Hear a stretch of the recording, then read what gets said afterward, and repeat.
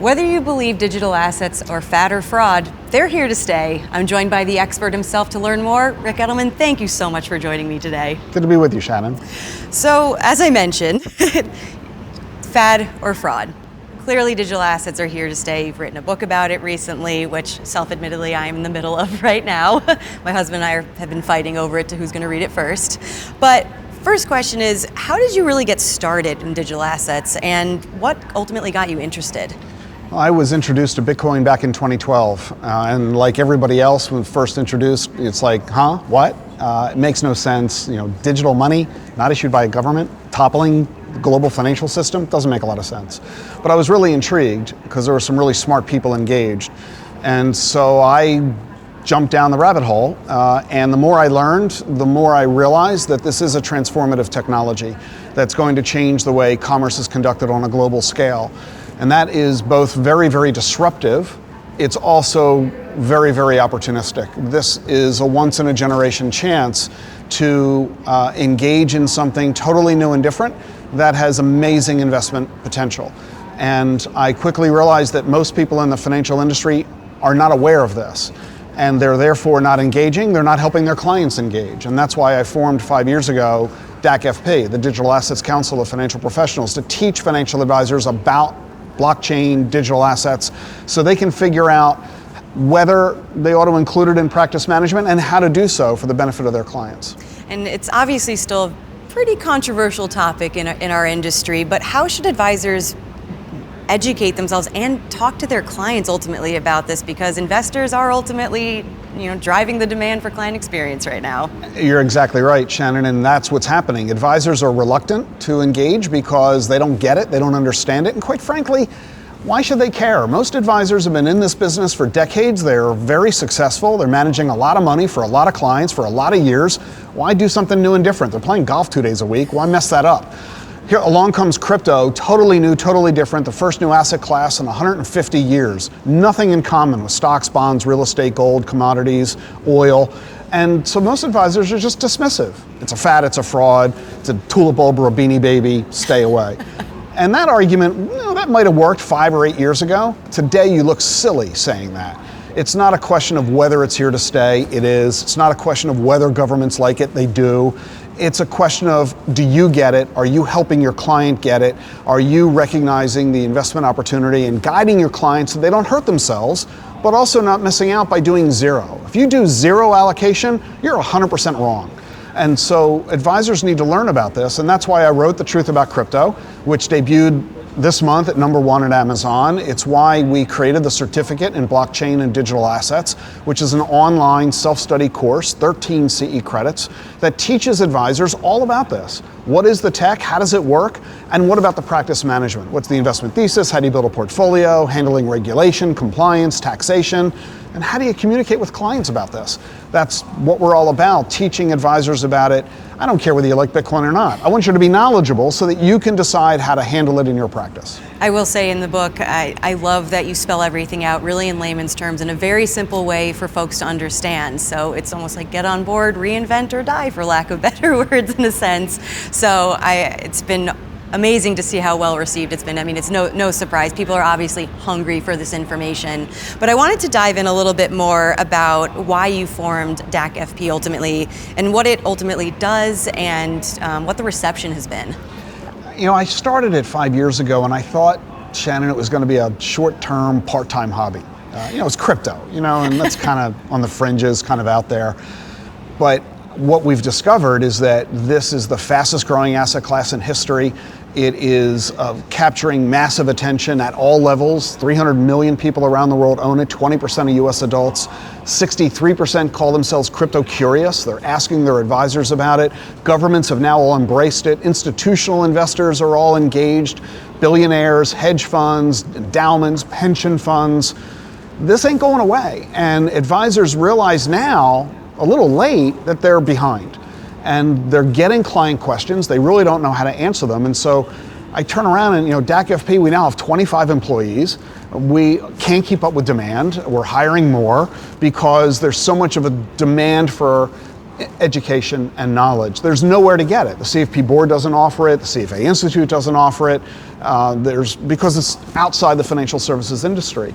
So we're now the official education partner for the CFP board, the Financial Planning Association, the Money Management Institute, the Investment Advisors Association, XY Planning, NAPFA, IARFC, the list goes on and on and on, because these organizations all realize their members need this content. They don't have the knowledge in-house. They're turning to us as the official education partner for crypto. Major companies, Fidelity has signed a strategic alliance with us. We're teaching everybody at Fidelity about crypto.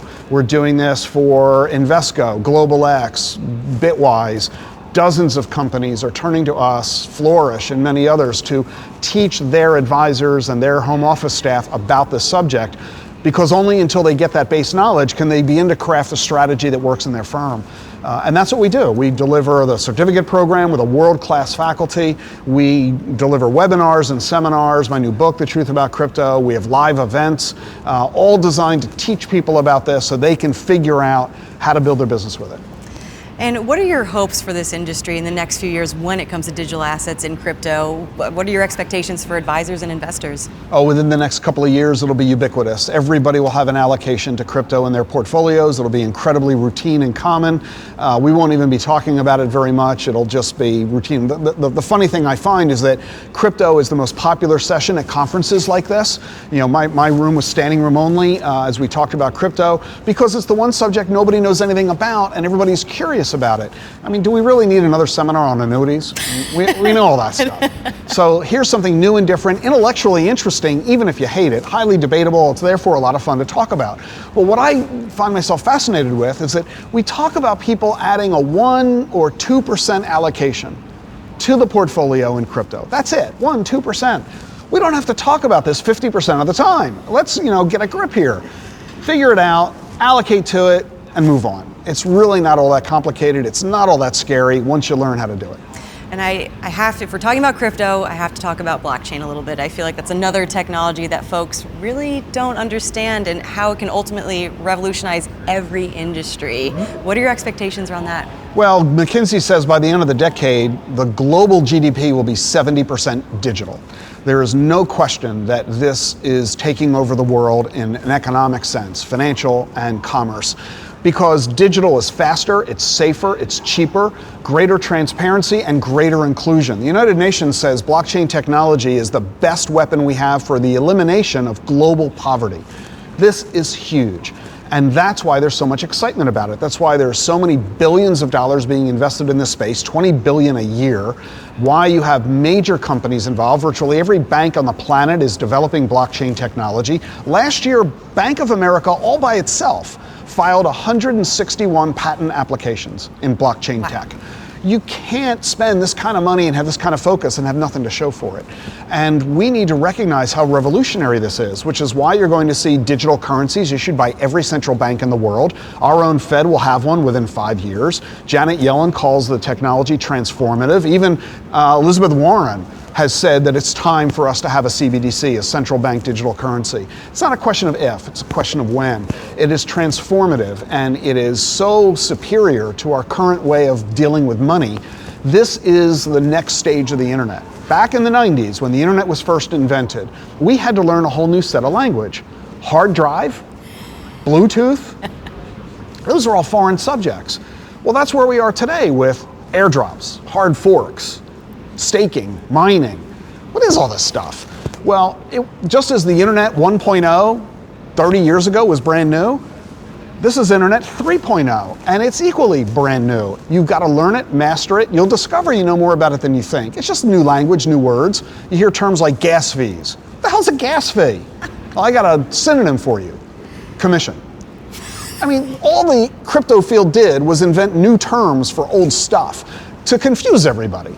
So once you learn how this works, you realize, oh, I get it. This isn't all that confusing. And it allows you to engage, to get involved in a way that isn't nearly as scary as you thought. Just what we need in this industry is more acronyms. Oh, it's all here. It's all here. Staking, lending, forking, airdrops. You'll get used to We it. need to rewrite the dictionary a little bit. That's why my new book has a glossary in the back of it. I've referenced it several times, I'm not going to lie. Very helpful resource. But as we wrap up here, what's next for you, Rick? And what's next for our industry in this space?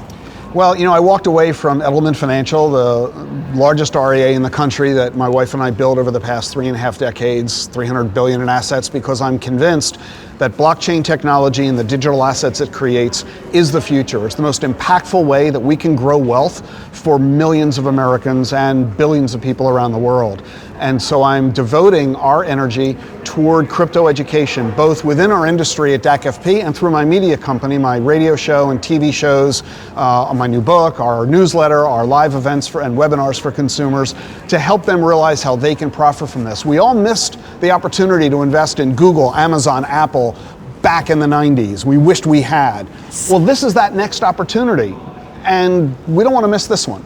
So we need to learn how to do it, and that's my goal, is to teach people this so we can create wealth for Americans on an unprecedented scale. Well, Rick, it is always a pleasure speaking with you. Always love to hear what you're up to, and looking forward, and hopefully the next event, new updates. Thanks, Shannon. Thank you for your time today.